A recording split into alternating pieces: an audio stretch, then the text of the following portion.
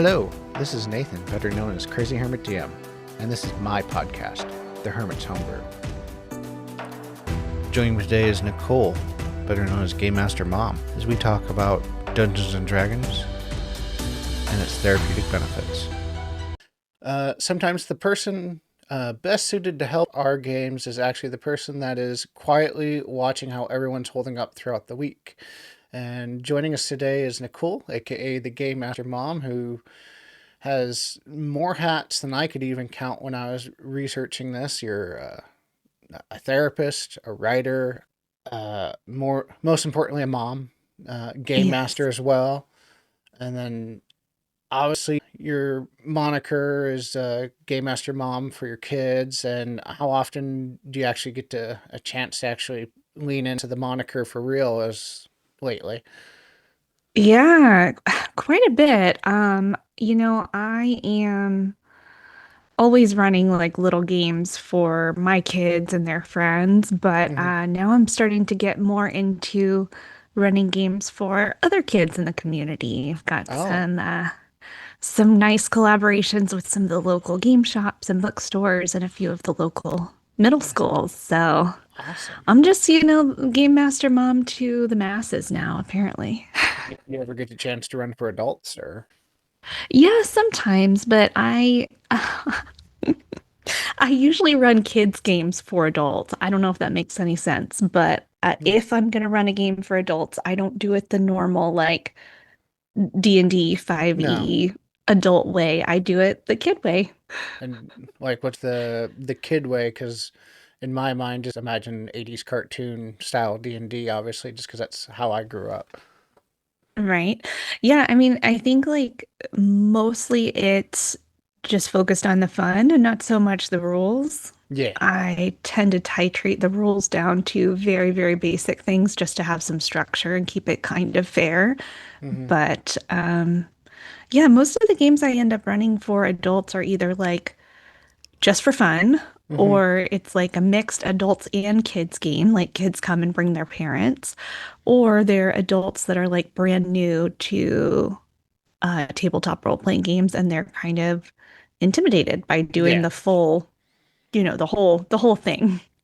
Yeah, that's the downside of like, obviously, because 5e and 5.5 are the big systems, where they're very actually crunchy compared to a lot of other kind of rules light systems like the OSR Yeah. titles or like Shadow Dark. You have one, maybe when you get to like level 10, which is the max level for that, like two uh Yeah. pieces of paper to in front of you instead of like 5e where you have several.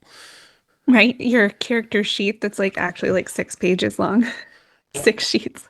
When I finished my 3-year campaign, people were having 9 pages worth of character, just paragraphs upon paragraphs of basically reference material.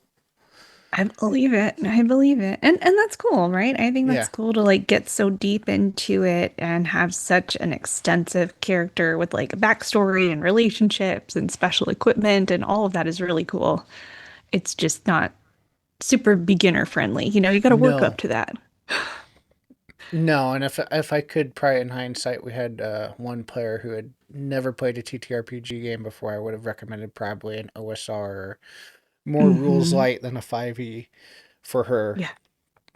because she felt very, very intimidated by that for a while just because of how I kind of, even some people that don't consider 5e rules heavy, it's still rules heavy compared to a lot of other systems. Yeah. I mean, I feel like I was that way when I started playing, which was really only 4 years ago that I Yeah. started playing as a player. I Yeah. was like, wait, I'm supposed to read this whole book? Like, there's all these rules. How does any of this work? Like, I was intimidated. So you started post pandemic or during or? Yeah, just post-pandemic. Okay. Yeah. Yeah. And then obviously your day job's a therapist, so was that beforehand or? Yeah, no, I'd been a therapist for a while already. I've been doing therapy for, gosh, about 12 years now. And I played some tabletop games before I started doing D&D, but nothing like as involved. No. kind of like shorter games like Mansions of Madness or like Dead of Winter or Small World, like those kind of games is sort Mm-hmm. of what I was into. And then my Kind of nerd like friends got the me. RPG board games, kind of. You're talking. Yeah, yeah, yeah, Yeah. kind of like the little mix. It's like a board game, but it has some RPG elements to it. So was it your friends that got you into it? Because obviously, there's a heavy ties between therapy and D and the clinical. Even I guess clinical would be the appropriate term. Yeah. Aspects to it. Yeah, there's huge ties with it. I didn't know anything about that when I started playing. I'd kind of like heard a few people in the like therapist community saying like, "Oh, we run these therapeutic gaming groups," and I was like, "I don't know what that means. Are y'all playing video games together? Like, what are you doing?" I know now that most of them were playing something similar to D&D, Yeah. but yeah, I don't know. I feel like maybe I wasn't really hearing much about it, or maybe it really just started gaining momentum over the last like 5 years. It But I didn't know from anything about that starting out. I was like, this is just fun. No, I've been playing for God, 17 years now, and yeah, it didn't really Gosh. start taking traction till yeah, probably pandemic, a little bit post pandemic, and then really blew up post pandemic just because people were dealing with so much during the year or two, especially Yeah. for me because I worked healthcare, and it was the only escape during that time. Unfortunately, you could only play online as opposed to like in person. So at the time, Right. Yeah, it's definitely a good way to get people together. And even if that's virtually, I think that's yeah. it.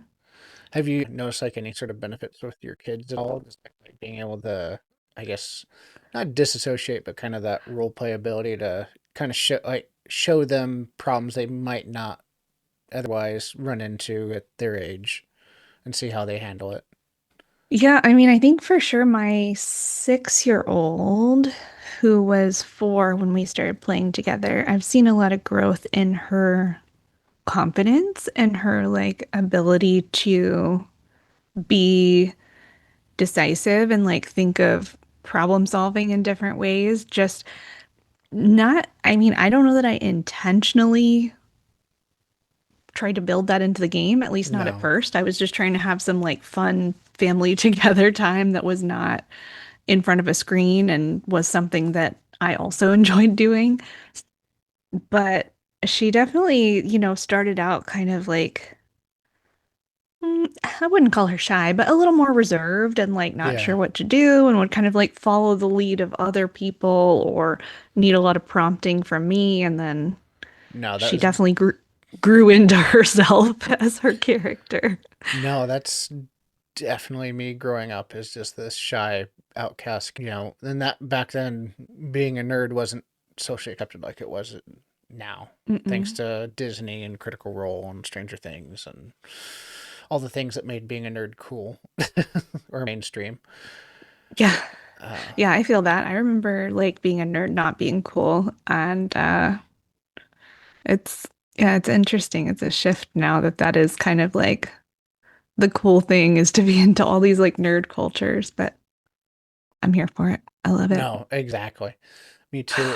I do find like playing D&D for as long as I have is it's almost given me almost pseudo life experience for problem solving for sure. And I'm sure Yeah. you've seen that in your professional and your personal life is I know like when I was a manager in healthcare, especially during the pandemic of just being able to you handle one thing at a time and that's all you can do. And Yeah. that's something that actually Dungeons and Dragons taught me is just you can't handle everything at once. Makes sense. Makes sense. Yeah. Yeah. Yeah, Um, that's really cool. I definitely think it translates. It's like it feels like most of the time when you're at the table, you're just having fun, but really you are kind of like practicing the different aspects of being human. Like you're doing yeah. very similar things, albeit in a fantasy environment, right? But, like socializing, problem solving, persuading, like all of these things are things that you will run into in a different less fantastical format in real life. And you can kind of practice at the table in like a lower stakes environment. Yeah. And it's a controlled environment as well. You don't have to worry about, creeps or weirdos, Right. actual ones. You can show them the creeps and weirdos at the table or online or online, at least in a controlled environment, hopefully, Yes. that show them how to kind of deal with those type of people and what not to do, especially with Right. kids. Yeah. Yeah, I Sometimes with think that's so adults, true. even. Yeah, true. I know I talk about gaming with kids a lot, but then I'm like, this really applies to everyone. It's just gaming with humans. No, and I don't know how many adults I ran into that just sometimes are missing kind of basic, and it's not putting them down, it's just they're missing kind of basic problem solving skills or basic kind of just Sure. life stuff that they should probably know of, like, hey, everything is going to be okay. It's going to work out. No reason to Yeah, panic. right. And it's like you just don't know like what you don't know what people come into life with, like you Yeah. don't know where, especially if you meet someone as an adult, it's like you have no idea just from looking at them, like what's their background, what kind of family were they in, like what kind of Yeah. situation were they born into, and like at the end of the day, some of us just aren't equipped with the same resources and education and models. And yeah, where are you going to learn it if you don't learn it at home No. or And in school? I know one of my favorite terms to use when I'm having maybe not a disagreement, but a discussion that's contradicting from a person, whether it's with my significant other or one of my friends, is just one of the first couple of sentences I say is like, hey, I'm not trying to invalidate what you're saying here or what you're feeling, Yeah. but this is where I'm coming from with it and all that. But what you're saying is still valid, Hmm. but Yeah, like both our perspectives can exist. You can feel and see it that way, and that's valid. And also, I can have this different view of it and the, mm-hmm. the way that I'm trying to approach it, the way that I'm thinking about it. No. And both can be true. We don't have to argue about whose is like more correct. I'm glad that at least I feel like at least within our gaming hobby, it doesn't, as opposed to the rest of the world, it does not feel as adversarial as a lot of other No. realms in our world. It feels a lot more. It's like, let's build together. There are some people I run into and butt heads with I just don't associate with anymore, at least among the content creating sphere. But most of those Yeah. people are out for money or they're trying to become a celebrity or whatever. And when it's like, that's not the reason to be doing this. Mm-mm. Yeah, I do feel like it's in general a very friendly, collaborative community. I don't feel like we are adversarial with each other in general. I don't even feel like it's competitive in general. It's just No, like, we're all kind of here to contribute and learn and have a good time together. And most no, and people that, are really cool at like hyping each other up and like encouraging creativity. And it's a great community. no. And even like the podcasting, like kind of sub realm of TTRPGs and podcasting in general, it's just a nice subgenre of like collaboration. I don't see a lot of kind of competitiveness or talking at each Mhm. other. It's a lot of I know like Jeff with the story crafters and all that. Like he messaged me a while back and was asking tips, and we were supposed to talk, but I think he got busy or whatever. But I'm like, whenever As we you do. want, yeah, whenever you want to talk, I'm more than willing to help with whatever with my knowledge and experience and help boost you guys up. Because if I boost you up, you boost me up, or Yeah. vice versa. Because watching your show might suggest to my show, and watching my show might suggest to yours, and it's all about the internet working. Yeah, I think so. It's like I feel like that's very much the vibe and the attitude is like nobody's trying to like gatekeep how they got successful or whatever. No, It's just and like, oh hey, like we're all just in it to hang out, have fun, help each other, hype each other up, and I know, and not all community spaces are like that. no, it's not, and especially the content creating sphere. At least with our we've been in the same ecosystem for years since at least you've joined, and you've been like just smashing out content left and right with the what I do as an adult if running for kids and those things Yeah. that I listen to on TikTok and on Instagram and all that, and always try and like or reblog or repost out whatever platform Yeah, whatever says. whatever the new way to share things is. I feel like Yeah, they're changing it all the time on all the platforms, but yeah, they're all, and each one has a different term for the same thing. mm-hmm. Yeah, no, and like I appreciate that, and I always try to do that for other creators too, especially people that I think are doing cool things, because there's so many people out, at least in this like, kind of gaming nerd community that are creating this really cool stuff. Hmm. And like many of them put out content quite often. And it's like, to me, I'm just like, this needs to get out more. Like, this is so underrated. This is so cool. No, and that's one thing that always disheartens me is especially the stuff I share, and that's the reason why I share it is like this is as I put it, like this is really beefy content. This actually has like subject matter to it. And then Hmm. and I'm not putting down the people that get a lot more, exposure, but there are some people that you listen to their content and you listen to what they're saying, it's like you're sounding smart here, but you're not really saying anything here as well. And it's just like, how True. is this person who's like so insanely creative and putting out this really nice content not getting the same exposure? It always kind of Yeah. drives me nuts with this algorithm and all that. Yeah, it's definitely crazy making. And I feel like I definitely, I'm not like, I don't feel like I set out to be any kind of content creator. No, I but guess you're. by some definitions I am, but that's not like what I was here for. I showed up here to like build community and really just like have other people to share my ideas with who cared about it, because within my like local circle of friends, I have a couple of friends that are like nerds, the ones that got me into Mm-hmm. D&D, but like I don't really have a big group of people who really even have an interest in miniature painting and tabletop role playing games and stuff like that. So I was like, I think this stuff is cool. I want to show it to other people who think it's cool too. No, and I feel the kind of the same way because people like to use the term influencer, and I've never liked that term whatsoever Yeah, because I it's like don't. what are we influencing exactly? And it's not like imposter syndrome whatsoever. It's just like I don't like the term. I'm like I don't feel like I'm an influencer. I'm just a guy that shares funny things, likes to make people laugh, and support other people in this community because I love gaming and the tabletop talking and all that so much. Yeah.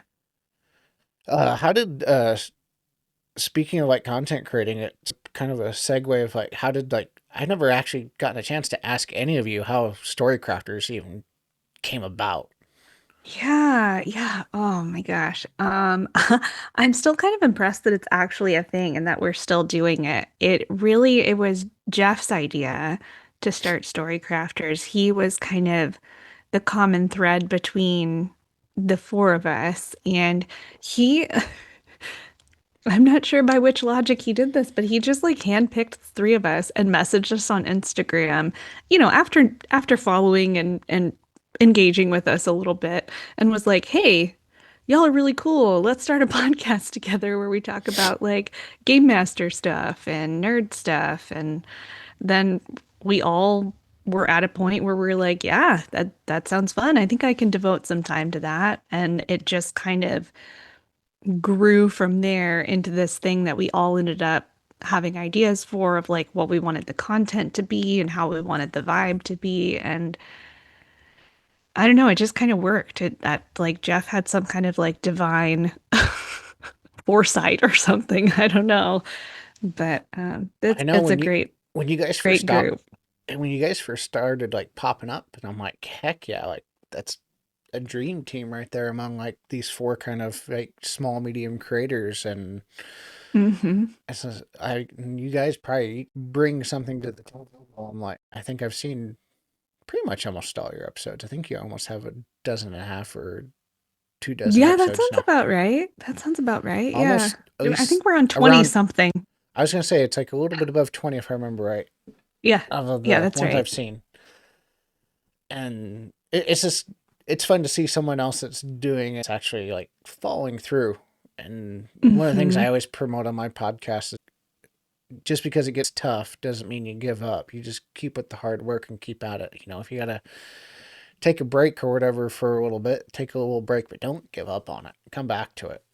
Uh, Yeah. I've been very blessed to where we record for 3 to 4 hour segments and then chop it up for a half hour or 45 minutes each, and then I'm able to turn that into like 3 or 4 episodes, and that's almost a month's worth of you know content or episodes for one night's worth of just talking with my friends. So can't really complain. Yeah.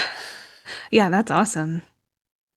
Uh, I mean, it's always hard. I feel like it's the same thing with trying to get a group together to play, right? It's like scheduling always. Like people are so busy these days. We all have stuff going on.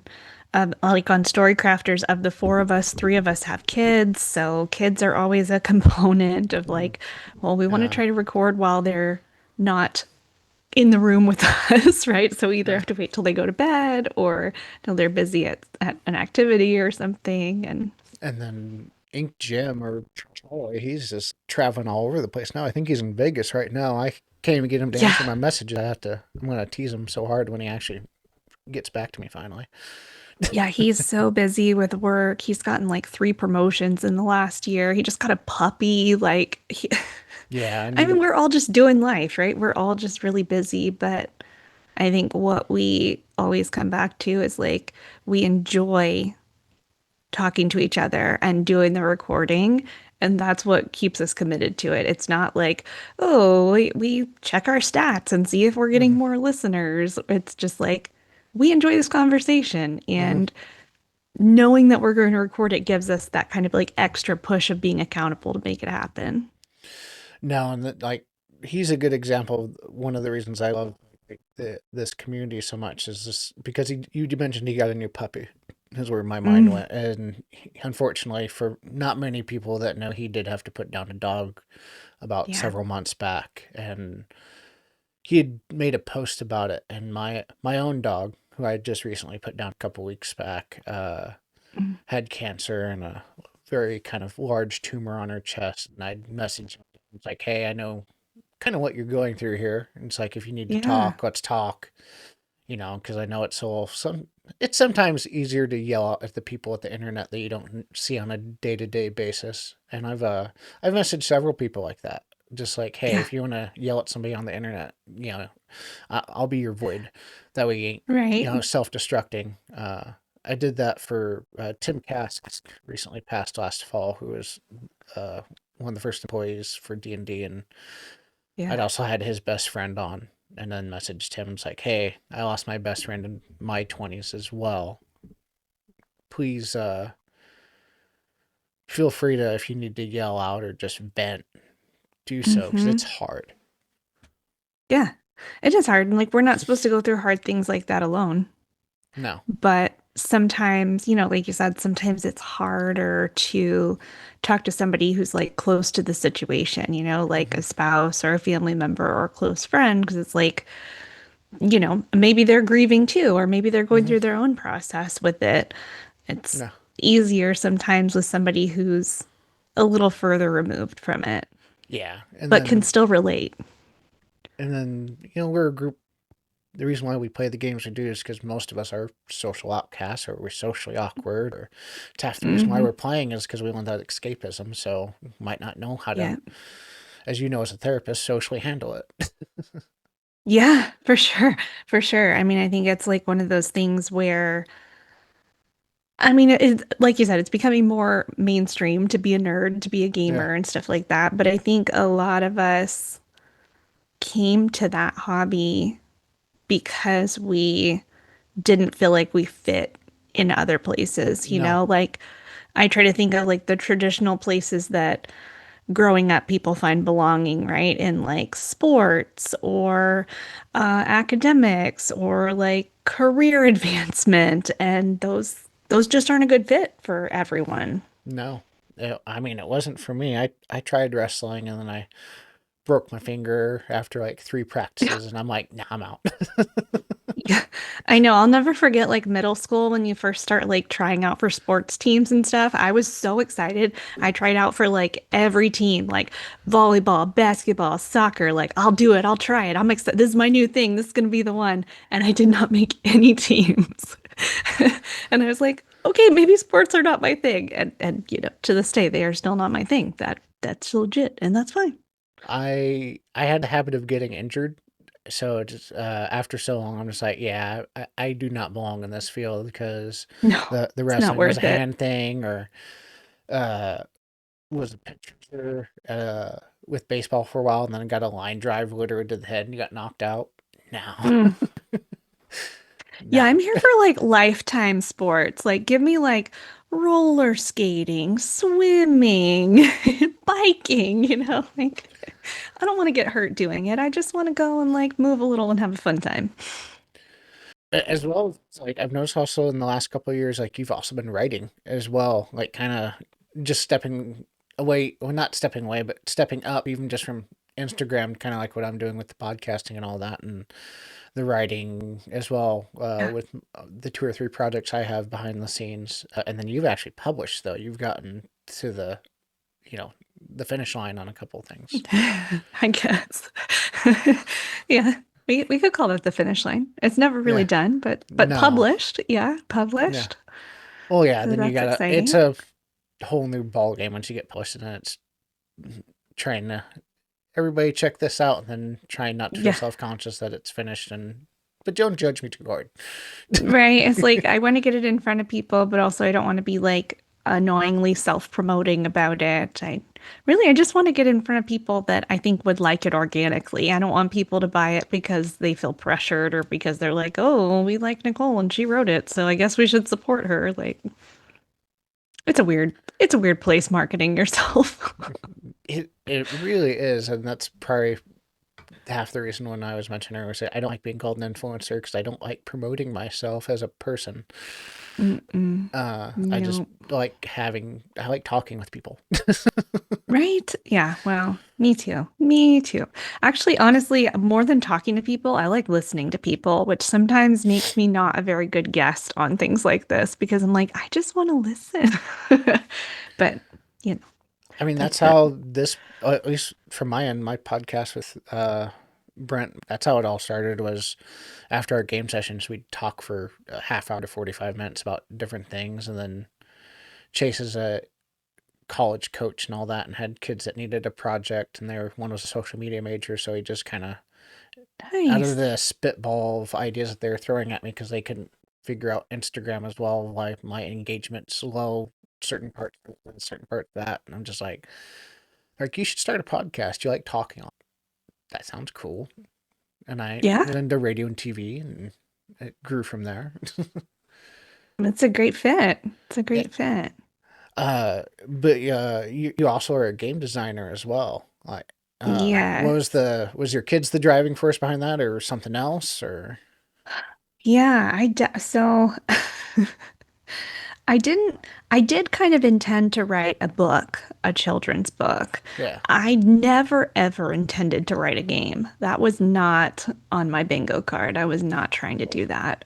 But in playing, basically my version of D&D, the kind of like rules light, fun heavy version that I've made up, with my kids, with their friends, with some other kids, with some mixed groups of kids and adults.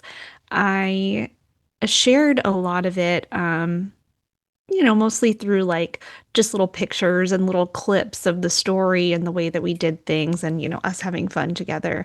I shared it through mostly Instagram, through my Gamemaster Mom account. And people kept asking me over and over again, like, oh, like, where's your source materials? And like, what are you using? And can I get it somewhere? Or can you send it to me? And I was like, well, I don't really have it written out. Like it just kind of is in my brain. Like sometimes I have some notes, but it's just a game that I threw together and it's mechanics that I, took inspiration from something and then just titrated it down to where it was fun and it kept the age kids I was playing with engaged. It kept the pacing right for them. And yeah, so people just kept asking, and I was like, I guess I could write it down. I guess I could write the version of this game. And then once my children's book was pretty much done, I kind of got the idea of like, oh, wouldn't it be cool if the world is the same, right? And so then it's like Yeah. a whole kind of package of things. It's like, okay, here's the book that introduces you to the world and some of the characters. And then here's the game that you can get out of the box and play and either use one of the characters you've already met from the book or Yeah. create your own character in that same world. And then you get a chance to like play out adventures similar to the book. So it just all ended up coming together really well. But I will say I'm still not sure I'm qualified to write a game, and writing a game is very hard. Well, that was actually going to be my next question. Is I've never designed games. How hard is it? They're I not feel like easy it's whatsoever. really, yeah, no, I mean, I, I feel like the difficult part, at least for me, is writing things down in enough detail for someone else to pick it up and know what I'm talking about and run it, but still leaving enough lack of detail and space for people to be creative and kind of put their own sort of like Yeah. homebrew into it. Because I don't want it to be like a railroad type game, No. right? I don't want to take all the creativity out of it, but I also want somebody to be able to pick it up who's never played before or never GM'd before and have enough explanation where they could do that successfully. So that to me that's a it's a difficult balance to strike. No. I was because Charlie's doing his adventures after the Arcane Apocalypse, I think it's called, Yeah, and he's which is doing it. insane. Yeah, Amazing.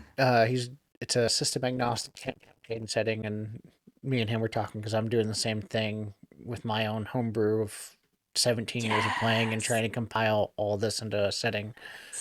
And the thing I love about what at least the thing that I like is I think it was George R. R. Martin's like world book, and I kind of stole from context of is the unreliable narrator of like, well, certain people believe this or certain people believe that, and so Yep. that kind of leaves it up to interpretation of like anyone that wants to take this book and run in my setting of like, this is just what they heard. This is unreliable narrator. If you want to contradict that, this is the bedrock of what happened, but kind of the details are hazy still. Yeah. Like nothing is particularly canon. You can kind of like go on offshoots and that's encouraged. No, and I think that's the one thing that's like intimidating about like Forgotten Realms, which the books after so many editions is almost an Encyclopedia Britannica for the people that are old enough to remember this. Yeah. Yeah. I remember those. Or the They were lovely before we had Google. yes, the 26 encyclopedias for each letter of the alphabet. Mm-hmm. Mm-hmm. Man. Uh how many books have you had published? Is it just the one, or is I think there's two, isn't there now? Or Yeah, so I guess there's two. Yeah, so I have this. This is my main book. I actually put it next to me so I could show it off. nice. Um, but yeah, I mean, some people are listening to this, so you can't see it. But anyway, my main book that I published so far is a children's picture book. It's called Tales of Etheria: An Unexpected Quest, and it's basically the story of two kids who play a tabletop role-playing game with their mom for the first time, and it's like a story within a story. So it goes into the world of the game, and they Hmm. go on this quest, and it's just a lovely, heartwarming adventure. So that's the main book that I have published so far.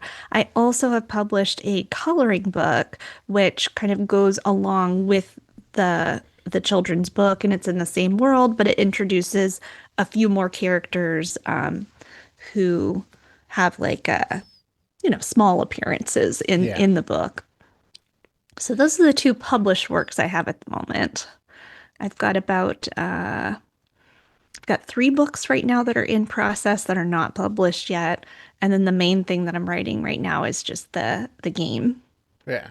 And which one are you planning for the Kickstarter that I've saw or mentioned in a couple of your videos? Yeah, so the Kickstarter, which will be later on this year, 2026, that's what year it is. Yep. Um, still No, I 2026. I threw somebody off the other day. I said, "Yeah, it's 2026. It's been 6 years since the pandemic," and they're like, "Get out of my face." Oh. See, I have like a little cheat code to remember that because my daughter was born right before the pandemic, so I always know, like based on how old she is. But anyway, Yeah. I digress. The Anyways, Kickstarter. yeah. The Kickstarter that's coming out later this year is for the game. The game is called Adventures in Etheria. So same world, some of the same characters, but it's playable. So you get to Yeah. go on your own adventure, and it's really intended for mostly kids like 4 to 12 to play, but with at least one other adult or older teen to act as the game master to Yeah. run the game. And so it's an adventure or like a campaign setting. I apologize. Or Yeah, so it's kind of both. So it's basically what I'm releasing is a starter set. So it'll Mhm. have the rules and mechanics, it'll have some pre-made characters, it'll have a character creation guide if you want to make your own character, and it will have four pre-written starter adventures that if you've never run a game before should be easy for you to hop in as the game master and run those games. They'll come with the tokens and maps and all the little physical things that you'll need to run those four adventures. And that's running off the rule set that you've ran on the last book, I assume, or Mm-hmm. okay. I didn't know if you'd Yep. been really insane and designed two different games. Nope. Nope. Just one game. Just one game. At least for now. It's one game with the same world and the same rule set. I do have some like expansion modules planned for it, but generally it's going to stick with the same mechanics and the same world. This episode's been brought to you by. So every GM here starts small from the experts when building a campaign, right? A tavern, a village, a few NPCs. But what if your players want something more without feeling overwhelmed? That's where Centurion 3D steps in. Their set brings over 30 build out options, infinite ways to grow your world, infinite ways to grow your table. Centurion 3D Studios is for game masters who want to stay small but go big for their players. Alright, fellow hermits, Heimdall has just dropped their new dice line, and they come in a unique LED display box that makes them look like they're pulled straight out of a mythical ancient Viking vault. And the dice themselves, they're runic. Full Thark inspired font on the faces, but the wild part is they've got this iridescent finish that literally changes when the light hits them. It's like your dice are actually filled with magic. If you want to show off the dice in a totally new way, grab one of these 5 sets, if not all of them. There's something out of the 9 realms themselves. You're talking about like your starter set, and like kids obviously like need simpler rules, not because they don't understand. It's just kind of the attention span, obviously, for a younger kid is a little bit shorter. And Yes. if you hand them a book, obviously for a kid, it's going to be even more intimidating for a kid as opposed to an adult. I imagine some Yeah, kids will just wreck right through it, like you they know, will. yeah. Yeah. I know. And then some kids, just like even with technology, understand it way better than any adult does. Yeah. Yeah. Mine already do. But you've like gone on social media and are doing almost daily posts of what you do for kids as opposed to adults, and give a lot of valuable insight actually. And it kind of reminds me of, like, as I was mentioning, like a lot of OSR systems and like older systems, like Yes. this rules light, heavy fun type systems. Just obviously more with PG themes or even rated G themes. Uh, Yeah. have you ever experimented with like more non-combat systems or like slice of life RPGs? Yeah, I haven't actually read or played any of them myself, but I really like the idea and I so the way I end up doing it in my game is it's like combat optional. Mm-hmm. For whatever reason, most of the time the kids I play with choose the option to fight. They love to Yeah. fight, But I've had several tables who didn't and, took the option to sneak, persuade, bribe, befriend their way out of situations so that they didn't have to do any combat. And I think that's cool to at least know you have that option. I feel No. like that just gives a little bit more agency to the players of like, what do you want to do? You don't have to fight this guardian. You could choose to fight them. That would be a way to solve the problem. But you could also try to distract them with a little sleight of hand or some shiny gold coins that they like. Or you could try to talk them into being your friend. You're gonna have to roll for it, but yeah, Yeah. why not? As a game master, do you kind of reward the more creative options more than just kind of the more simplistic ones? Or I tend to, and it's because I like that, right? I yeah, like playing like that. And I think yeah, it's fun when they come up with stuff that I hadn't thought of. I think that's like the coolest part of when you're running a game is when the players are like, oh, well, what if I do this? And you're like, oh, I hadn't even anticipated that you might want to do that. But yeah, that could work. Okay, let's try that. and then like for people that are trying to game design, obviously a more kids friendly game, what are some pointers that you do have for people that are trying to be as insane? Snacks. You need to have snacks for sure. Snacks keep everyone happy. Um, I think probably the biggest adjustment is the pacing. Hmm. So that honestly, that's most of the reason why I've taken out a lot of the rules and mechanics that aren't strictly necessary to still play the game and have fun and have structure, because the pacing has to just keep going or you will lose those little attention spans. So, Yeah. you know, uh, things that you can do to make, you know, say you're in a combat situation or something like that where you have to take turns, right? And kind of like one person goes at a time. Hmm. Making those turns as efficient as possible is important so you don't lose all the other people who are not doing the turn. Or alternatively, giving the other people who's not their turn something else to do that feels like, oh, I'm contributing, I'm doing something important other than, the person that's doing the main action. And then, like, even from like the game design angle, though, just like trying to design a kid-friendly game itself, maybe not one set at the table, but like the actual game itself. Is there any Oh, yeah. recommendations you have? Um, hmm, that's a good question. I mean, I feel like as long as it is engaging in some kind of way, it's going to work. I mean, really, Yeah. it's like the design has to draw interest in, right? So Hmm. that's colorful art, that's expressive, that's having some like physical components. I don't think that theater of the mind tends to work super well for young children. They need to have some kind of tactile elements to it. So the more of that you can have, I think the better.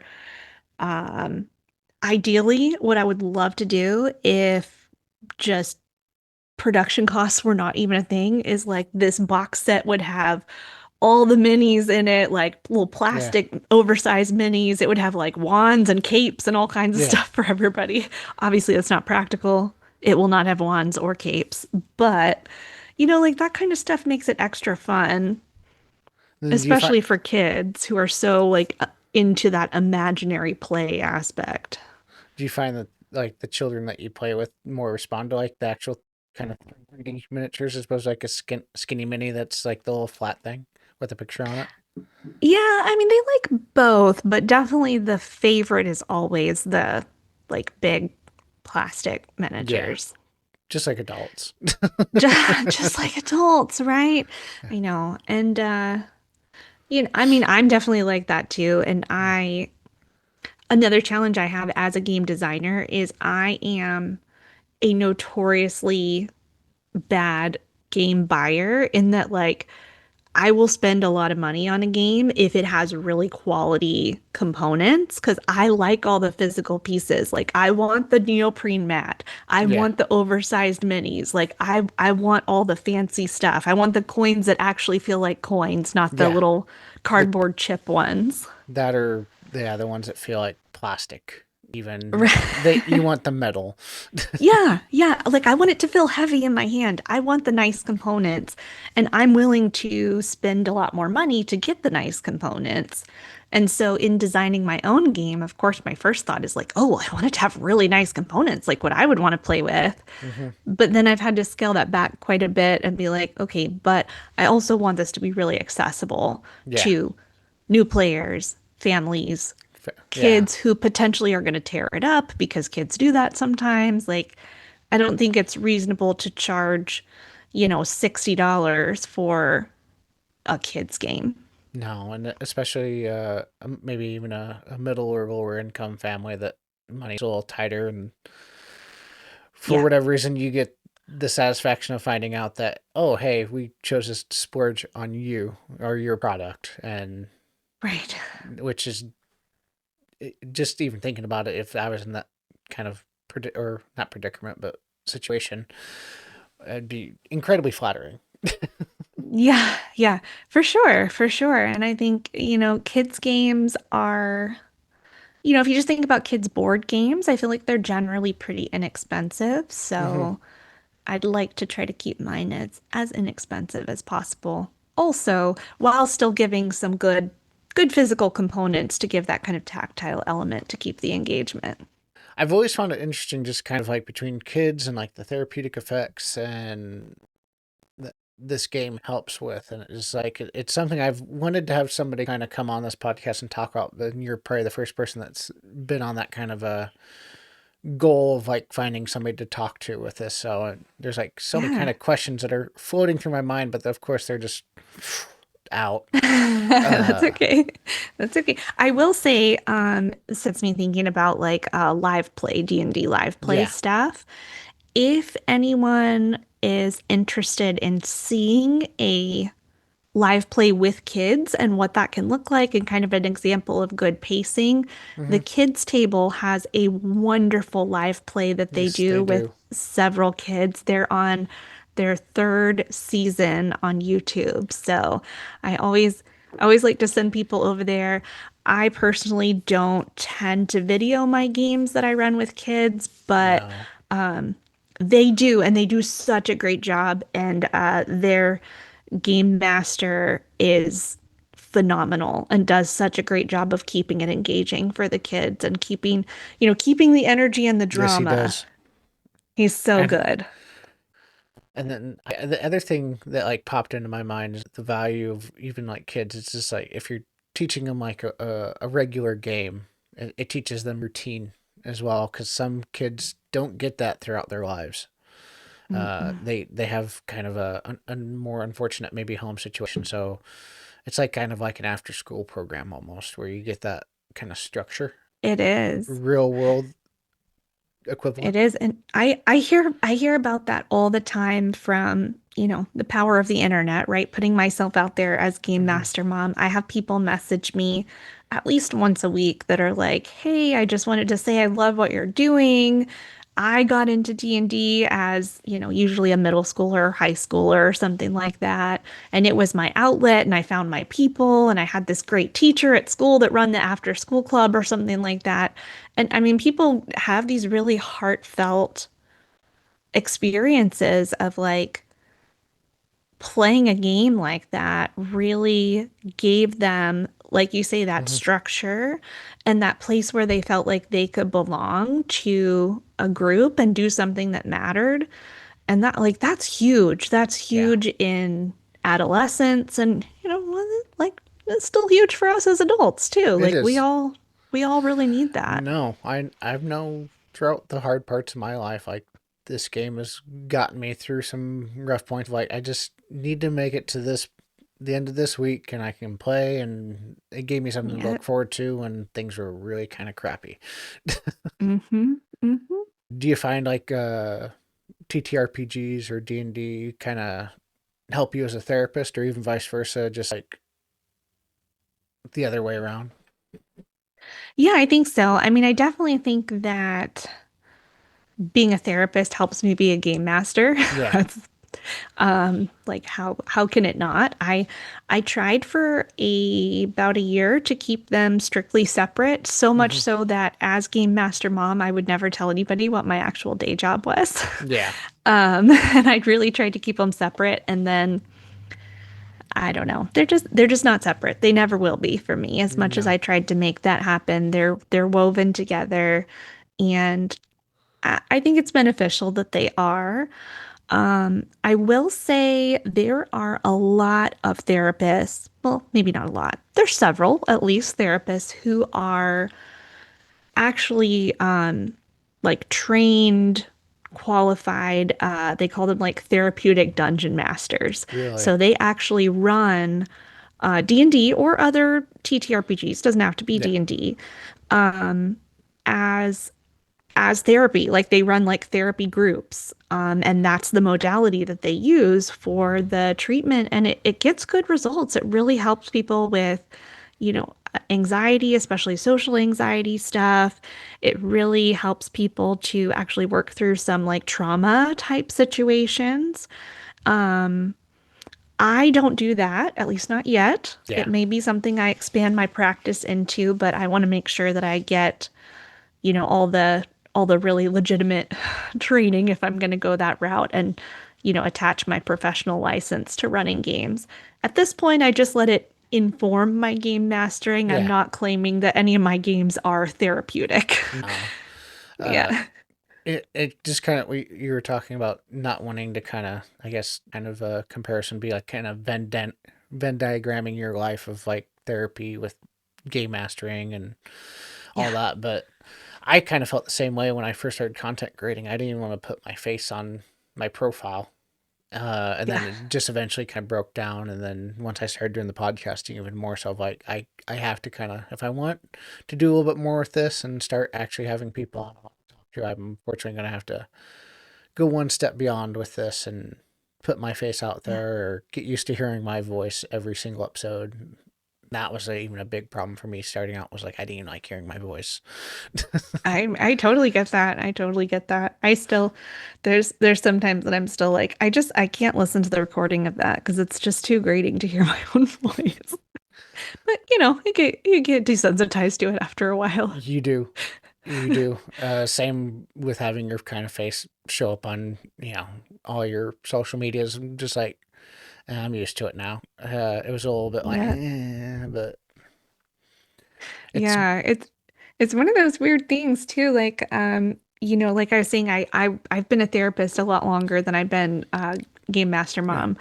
And at first, when I started putting myself out there on my public accounts as game master mom, I was like, oh my gosh, what if like my therapy clients find this? Like, are they gonna judge me? Are they gonna think like, oh, this is too like silly, whimsical, whatever, if they know me in like a more serious kind of aspect of my life. And a few of them have found me, and generally they're like, "Oh, that's cute, that's fun," or like, "I didn't know you were a nerd too. Like, let's talk about yeah, nerd stuff." I'm like, "Okay, cool," but it's weird. It's always weird, like mixing parts of your life, and it is. and I think just in general, weird being like a public entity of any sort. I mean, like I'm for sure not a celebrity, No, but like it's still weird. It's weird putting yourself out there in a public way to be judged and seen.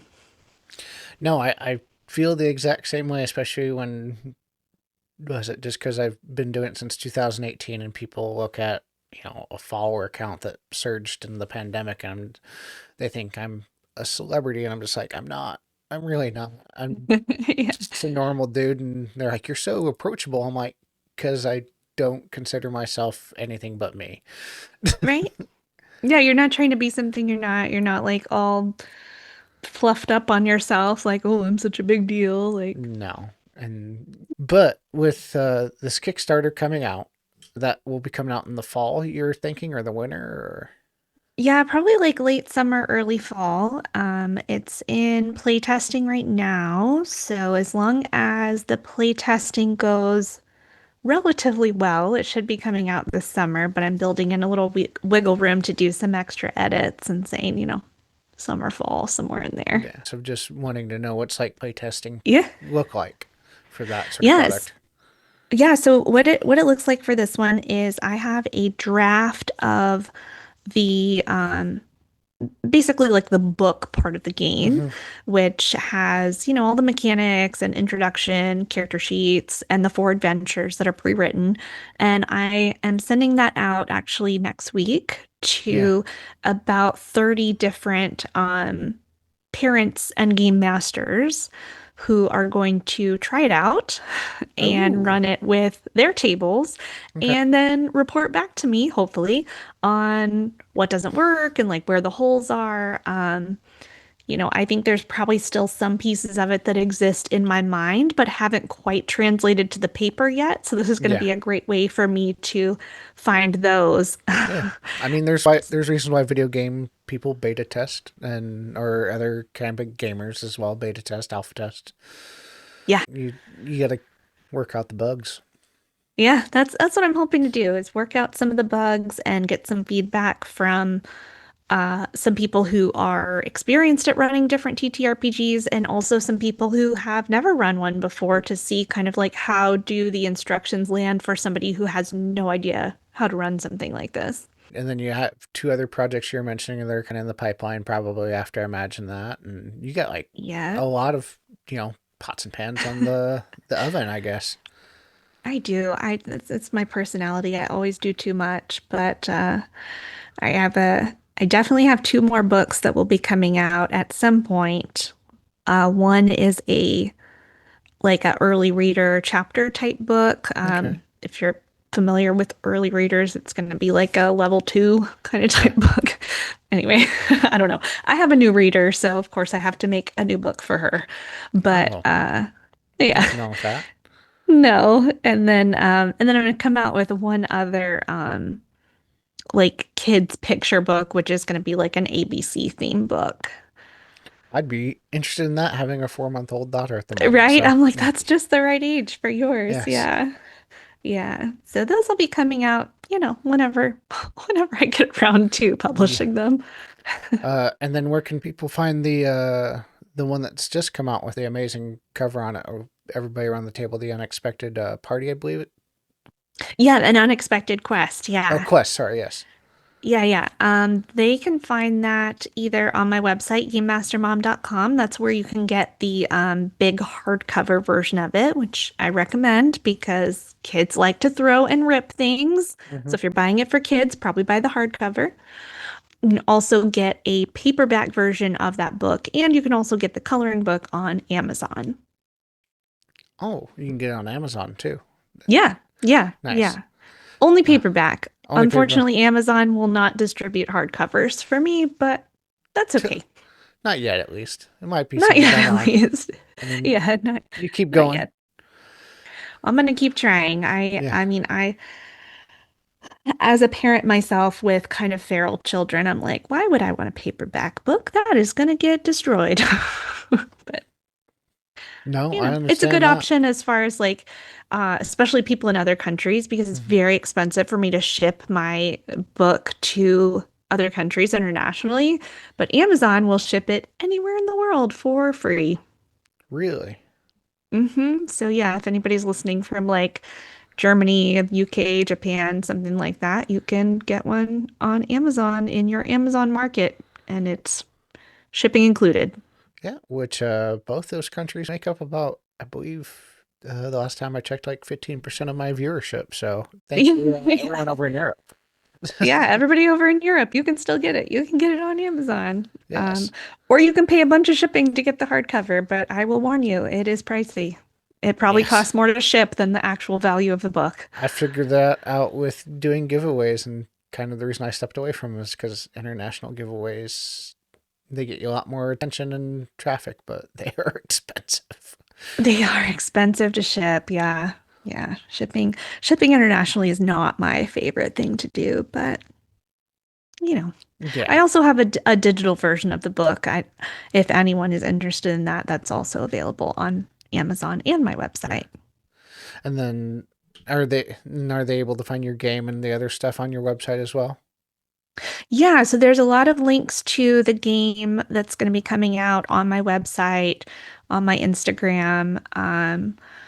There is a pre-launch page set up on Kickstarter. So if you go on Kickstarter and search for Adventures in Etheria, TTRPG, there is a pre-launch page that you can click the like follow for updates button on. But if anybody has any questions or wants to contact me, Instagram is the easiest way. I do actually check my messages every day and respond to them on Instagram.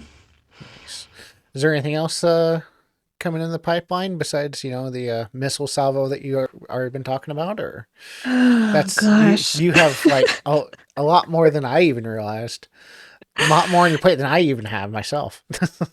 Yeah, that's pretty much it for Etheria stuff. I mean, otherwise, definitely take a look at the Story Crafters podcast that I'm one of Hmm. four co-hosts on. That's always Yes. a good plug there. And it's a good listen too, especially for while you're miniature painting, because that's usually what I do. I'll start miniature painting for my Warhammer, and I'll listen to you guys. Oh, I love that. Yeah, I love that. That's a good that's a good way to do it. I usually listen to it if I'm driving in the car, but I've done that too. that's 'Cause my like if I'm driving, I'm like, okay, put on an audiobook or a podcast. I think with that though, that's about it. Unless you had anything else, I think that's all I got. we'll Thanks go so ahead much and for having me. yeah, we'll go ahead and link your website and all that fun stuff down below. And if anyone has any sort of questions, make sure to leave those comments down below. Thank you for joining us. Hey, tabletop gamers. Thank you for watching this episode of the Hermit's Homebrew. We come out with new episodes every Wednesday. Remember to like, subscribe, and share with your friends as we continue to level up and grow.